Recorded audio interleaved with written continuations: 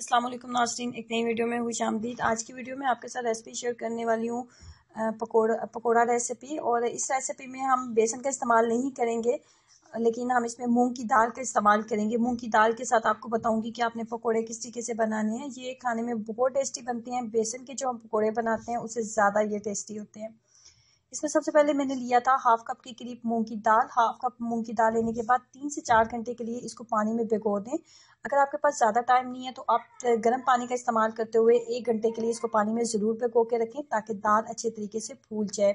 उसके बाद लेंगे 3 अदद सब्ज़ मिर्चें और 2 से 3 टुकड़े ले लेते हैं अदरक के, और इन दोनों चीज़ों को भी डालते हैं मूंग की दाल के अंदर। और पानी की मिकदार आप यहाँ पे इतनी रखेंगे कि जिससे हमारा पास ग्राइंडर चल जाए। इससे ज़्यादा आपने ग्राइंडर के अंदर पानी नहीं ऐड करना। सब्ज़ मिर्चें, अदरक और पानी थोड़ा सा ऐड करने के बाद मैंने इस तमाम मिक्सचर को अच्छे तरीके से मिक्सअप कर लिया है। और आप देख सकते हो वीडियो में कि इसके अंदर दाना बिल्कुल नहीं है। अगर दाल को भिगो के रखेंगे तो दाना बिल्कुल नहीं रहेगा और पकोड़े बहुत अच्छे बनेंगे। और मिक्सचर को बहुत ज़्यादा पतला नहीं होना चाहिए और ना ही बहुत ज़्यादा थिक होना चाहिए, बिल्कुल ऐसा ही होना चाहिए जैसे कि वीडियो में आपको नज़र आ रहा है।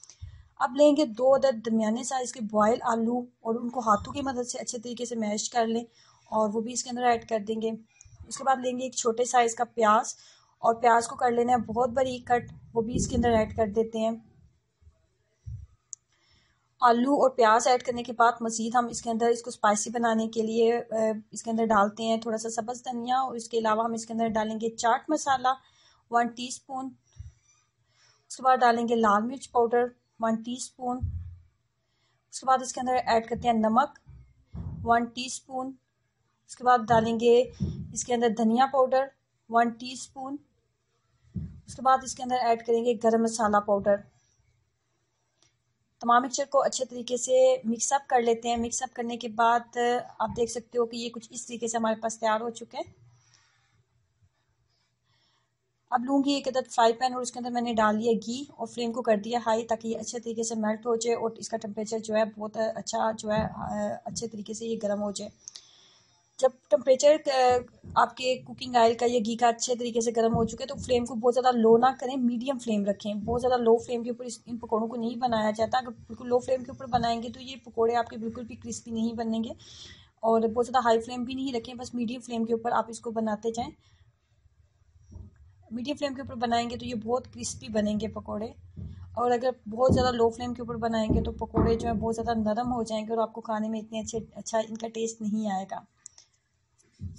जैसे ही दोनों साइड्स पे एक बहुत अच्छा सा गोल्डन सा कलर आ गया तो नॉर्मली जैसे पकोड़े बनाए जाते हैं बिल्कुल उसी तरीके से ये भी पकोड़े जो है आपके तैयार हो जाते हैं।